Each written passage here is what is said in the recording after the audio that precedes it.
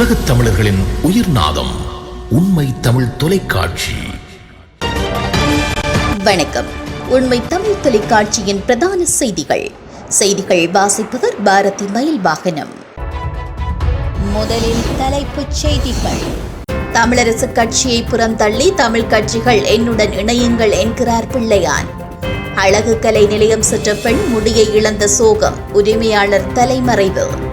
வெளிநாட்டில் தமிழ் இளைஞனுக்கு நேர்ந்த துயரம். காபோத்தா பரீட்சை பெறுபவர்கள் தொடர்பில் வெளியான முக்கிய அறிவிப்பு.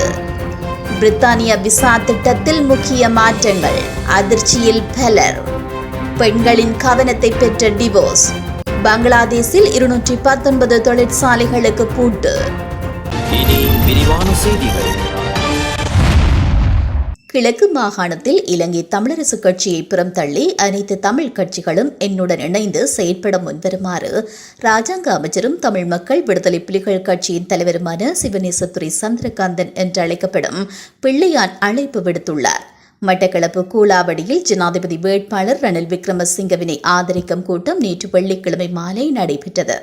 இதன்போது கருத்து தெரிவித்த சந்திரகாந்தன், தமிழரசு கட்சிக்குள் ஏற்பட்ட குத்து வெட்டுகளும் பதவி மோதல்களுமே வடக்கில் பல்வேறு இழப்புகளை சந்தித்து பெற்றுக்கொண்ட மாகாண சபை இல்லாமற் போனதற்கு காரணம். இவர்களெல்லாம் சஜித் பிரேமதாசவிற்கு பின் நிற்பதால் இவர்களின் கோரிக்கைகளை கிழக்கு மக்கள் ஏற்றுக்கொள்ள மாட்டார்கள். நாங்கள் ஒட்டுமொத்த கிழக்கு மாகாணத்தின் அதிகாரத்தினையும் கைப்பற்றி ஜனாதிபதியின் நிறைவேற்று அதிகாரத்தினை பயன்படுத்தி அவரை கொண்டு கிழக்கு மாகாண சபையினை நாங்கள் கைப்பற்ற வேண்டும். நாடாளுமன்ற தேர்தலிலும் நாங்கள் பெரும் கூட்டணி அமைக்க வேண்டும் என்றும் கூறினார்.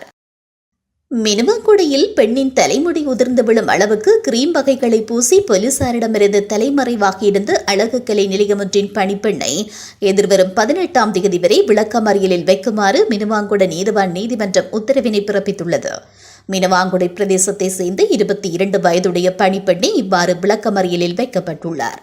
இதேவேளை இந்த சம்பவம் குறித்து மேலும் தெரிய வருகையில், தலைமறைவாகியுள்ள அந்த நிலையத்தின் உரிமையாளருக்கு மற்றொரு பணிப்பெண்ணிற்கும் வெளிநாட்டு பயண தடை விதித்து நீதிமன்றம் உத்தரவிட்டுள்ளது. மினுவாங்கொடை புறகொடவத்த பிரதேசத்தை சேர்ந்த 35 வயதுடைய பெண்ணொருவர் திருமண நிகழ்வொன்றிற்கு செல்வதற்காக தனது தலைமுடியை அழகுபடுத்த கடந்த ஆகஸ்ட் மாதம் 30ஆம் தேதியன்று மினுவாங்குடி நகரத்தில் உள்ள அழகு கலை நிலையம் ஒன்றிற்கு சென்றிருந்தார். அங்கிருந்து அழகு கலை நிலையத்தின் பணிப்பெண்கள் பெண்ணின் தலைமுடியில் கிரீம் வகைகளை பூசியுள்ளனர். இதன்போது அந்த பெண்ணின் தலைமுடிகள் திடீரென்று உதிர்ந்து விழுந்துள்ளது. இதனையடுத்து பாதிக்கப்பட்ட பெண் இது தொடர்பில் மினுவாங்குட போலீஸ் நிலையத்தில் மற்றும் சிறுவர் மற்றும் மகளிர் பணியகத்திலும் முறைப்பாடு வழங்கியிருந்தார். இதனையடுத்து சந்தேக நபர்களை கைது செய்து நீதிமன்றில் முன்னிலைப்படுத்துமாறு மினுவாங்குட நீதிவான் நீதிமன்றம் உத்தரவிட்டிருந்தது. இந்த நிலையில் அழகு நிலையத்தின் உரிமையாளரும் 2 பணிப்பெண்களும் அந்த பிரதேசத்தை விட்டு தப்பி சென்று தலைமறைவாகியிருந்த நிலையில் பணிப்பெண் ஒருவர் கைது செய்யப்பட்டு விளக்கமறியலில் வைக்கப்பட்டுள்ளமை குறிப்பிடத்தக்கது. காதல் திருமணம் செய்து 6 மாதங்களில் முல்லைத்தீவு இளைஞன் மலேசியாவில் விபரீத முடிவால் உயிரிழந்த சம்பவம் பெரும் துயரத்தை ஏற்படுத்தியுள்ளது. இந்த சம்பவத்தில் முல்லைத்தீவு செல்வபுரம் பகுதியை சேர்ந்த ஆண்டனி யதுசன் என்ற 23 வயது இளம் குடும்பஸ்தரே இவ்வாறு உயிரிழந்துள்ளார். முல்லைத்தீவு செல்வபுரம் பகுதியை சேர்ந்த குறித்த இளம் குடும்பஸ்தர் 6 மாதங்களுக்கு முன்னர் காதல் திருமணம் செய்துள்ளார். தனது குடும்ப சூழ்நிலை காரணமாக மலேசியாவிற்கு தொழில் வாய்ப்பை பெற 22 தினங்களுக்கு முன்னர் அங்கு சென்றதாக கூறப்படுகிறது. இந்த நிலையில் மலேசியாவில் விபரீத முடிவால் குறித்த இளைஞர் உயிரிழந்ததாக தெரிவிக்கப்படுகின்றமை பெரும் அதிர்ச்சியை ஏற்படுத்தியுள்ளது. அடுத்த 2 வாரங்களுக்குள் 2023ஆம் ஆண்டிற்கான காபோத்தா சாதாரண தர பரீட்சை பெறுபவர்கள் வெளியிடப்பட உள்ளதாக கல்வி அமைச்சர் சுசில் பிரேமஜயந்த தெரிவித்துள்ளார். இன்று இடம்பெற்ற செய்தியாளர் சந்திப்பில் கலந்து கொண்ட போது அவர் இவ்வாறு கூறினார். எதிர்வரும் 2025ஆம் ஆண்டு முதல் பரீட்சைகள் கால அட்டவணைகள் மற்றும் பரீட்சை அட்டவணைகள் என்பவற்றை தாமதமின்றி நடைமுறைப்படுத்த முடியும் என்றும் அமைச்சர் கூறினார். மாதக்கணக்கில் வருடங்களில் பிற்போடப்பட்ட உயர்தர பரீட்சை இந்த வருடத்திலேயே நவம்பர் 25ஆம் தேதி நடத்த ஏற்பாடு செய்யப்பட்டுள்ளது. 2025ஆம் வருடத்தின் பரீட்சைகள் கால அட்டவணைகள் மற்றும் பரீட்சை அட்டவணைகள் ஆகியவை தாமதமின்றி ஒன்றாக செயற்படுத்தப்படும் என்றும் கல்வி அமைச்சர் சுசில் பிரேமஜயந்த் தெரிவித்துள்ளார். 2025 முதல் பிரித்தானிய விசா திட்டத்தில் பல முக்கிய மாற்றங்கள் வரவுள்ளதாக அறிவிக்கப்பட்டுள்ளது. அதன்படி பிரித்தானிய மற்றும் ஐரிஷ் குடியுரிமை உடையவர்களை தவிர பிற நாடுகளில் இருந்து வருபவர்கள் அனைவருக்கும் 2025ற்குள் பிரித்தானியாவிற்கு வருவதற்கு முன்பே அனுமதி பெற வேண்டும் என்ற புதிய விசா திட்டத்தை பிரித்தானிய உள்துறை அமைச்சர் அறிவித்துள்ளார். 2024 நவம்பரில் இருந்து நடைமுறைக்கு வரும் புதிய விதிகளின்படி பிரித்தானியாவிற்கு விசா இல்லாமல் வரும் பயணிகள் 10 பவுண்ட்ஸ் கட்டணத்தை செலுத்தி முன்னதாக அனுமதி பெற வேண்டும். முந்தைய அரசு கடந்த வருடம் ETA என்ற மின்னணு பயண அனுமதி திட்டத்தை அறிமுகப்படுத்தியது. இதன் மூலம் தற்காலிகமாக பிரித்தானியா வழியாக பயணிக்கும் பயணிகள் முன்பே அனுமதி பெற வேண்டும். இதற்கு 10 பவுண்ட்ஸ் கட்டணம் விதிக்கப்பட்டு இந்த முறை கட்டாயமாக கட்டார், பஹ்ரைன், குவைட், ஓமான், ஐக்கிய அரபு எமிரேட்ஸ், சவுதி அரேபியா மற்றும் ஜோர்தான் குடியுரிமையாளர்கள் பயண அனுமதி பெறுவது அவசியமாக்கப்பட்டுள்ளது. துபாய் இளவரசி ஹயா டிவோர்ஸ் என்ற வாசனை திரவியத்தை அறிமுகப்படுத்தியுள்ளார். இது அவரது புதிய சுதந்திரம் மற்றும் சுதந்திரத்தை குறிக்கிறது என்று வெளிநாட்டு ஊடகங்கள் தெரிவிக்கின்றன.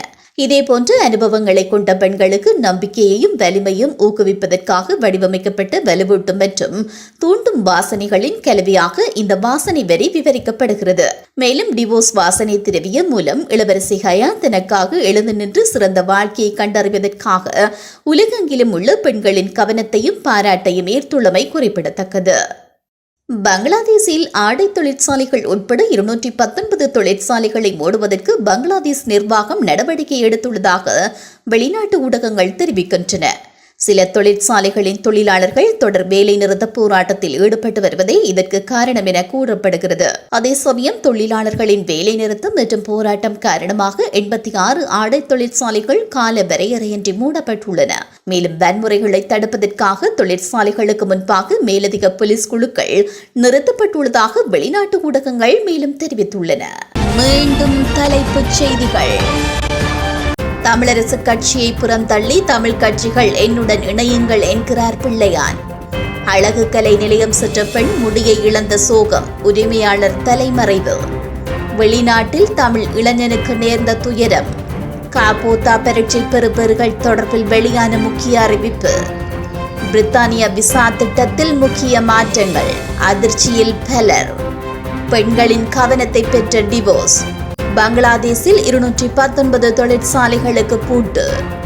இத்துடன் இந்த செய்திகள் நிறைவடைகின்றன. மேலதிக செய்திகளை தெரிந்து கொள்ள உண்மை தமிழ் தொலைக்காட்சியோடு இணைந்திருங்கள். வணக்கம். உலகத் தமிழர்களின் உயிர்நாதம் உண்மை தமிழ் தொலைக்காட்சி.